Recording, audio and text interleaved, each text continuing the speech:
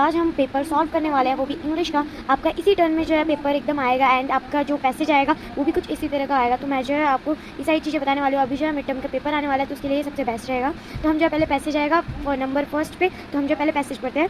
King got down from his horse, he went to help the mule driver.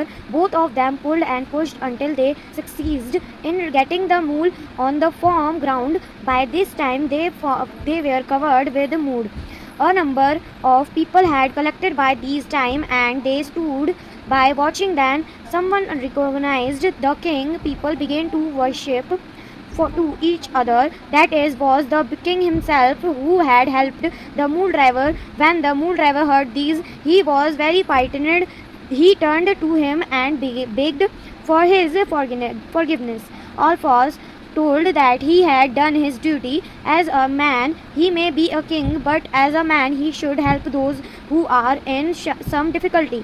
The king thus put the shame all those passers by who would not help. ये जो हमारा passage है, अब इसी के base पे जो question आएंगे जिसका हमें आंसर देना है। तो हम जो फर्स्ट क्वेश्चन पढ़ना चालू करते हैं। King Alphonse helped the mule driver. He helped the mule driver by pulling and pushing the mule until it came back to firm ground. मूल ड्राइवर को जो किंग है उसने जब तक अच्छी तरह से हेल्प की थी तब तक वो पूरे ग्राउंड पे ना आ जाए। बी क्वेश्चन है जो कि है व्हाई वाज द मूल driver frightened? The mule driver was frightened because he came to know that it was the king who had helped. वो मूल ड्राइवर को ये फ्राइटनेड जैसा क्यों फील हुआ? क्योंकि उसे पता चला कि किंग ने उसकी हेल्प की है। हमारा क्वेश्चन नंबर सी है what did the king say about his action? The king said he had only done his duty as a man to help someone in difficulty, even though he was a king. King ने कहा, king का जो action था वो उसकी एक duty थी। As a man हर किसी की ड्यूटी होती है, कोई भी अगर इंसान डिफ़िकल्टी में होता है उसे हेल्प करना, ये एक मैन का अच्छा बनना दिखाता है एंड भले ही वो किंग क्यों ना हो। फाइंड करना है in the passage identified recognised. Find a word in the passage similar to identified. Recognized तो हमने जो ढूंढ दिया है, recognized जो है एकदम identify का जो है similar word है, तो हमने वो ढूंढ के आंसर दे दिया है। सेक्शन बी में आ गया जिसमें हमें लिखा गया है ग्रामर राइटिंग। 30 मार्क्स का आएगा ये। And write a notice for your school notice board asking students to contribute towards the relief fund for flood at affected people.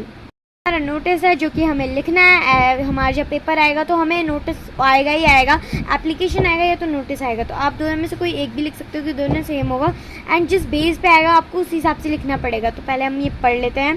15 September 2025 All the students of our school are requested to contribute generously towards the flood relief fund to help the people who have been badly affected by the recent floods in Bihar.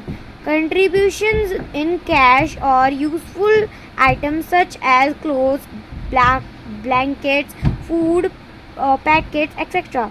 may be disappointed with your class teachers before 20th September 2025. Head boy, तो ये जो एक head boy ने लिखा है contribution for fluid relief fund, तो इसके ऊपर जो हमें एक नोटिस लिखना है जो कि हमें लिखना है जो जैसा ये नोटिस लिखा हुआ है इसे जो आप अपनी कॉपी में राइट करके अच्छी तरह से लर्न कर लो। ग्रामर के क्वेश्चंस आ गए हैं जिसे हमें करने हैं। तो फिर इधर जो है fill in the blank with the correct sentence. She goes या गो, आपको अपने हिसाब से लिखना है गोज या go. She go to school every day, she goes to school आएगा तो हमें जो है गोज लिखना है इसके ऊपर। Change into reported speech. He said I am happy, he said that he was happy. अभी जो है इसे जो है इनटू रिपोर्टेड स्पीच हमें जो है कन्वर्ट करना है। तो इसके लिए जो है पहला जो हमारा क्वेश्चन है वो है he said I am happy, तो इसको जो हम कन्वर्ट करेंगे रिपोर्टेड स्पीच में।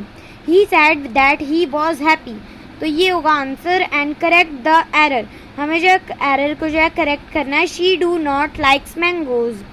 अभी जो है जो हमें करेक्ट वर्ड में कन्वर्ट करना है, she does not like mangoes, ये जो है करेक्ट वर्ड होगा।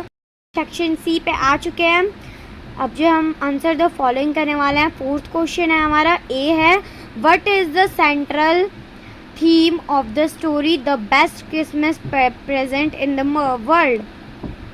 The story highlights the themes of peace, friendship and the futility of war. It shows how human emotions are stronger than conflicts.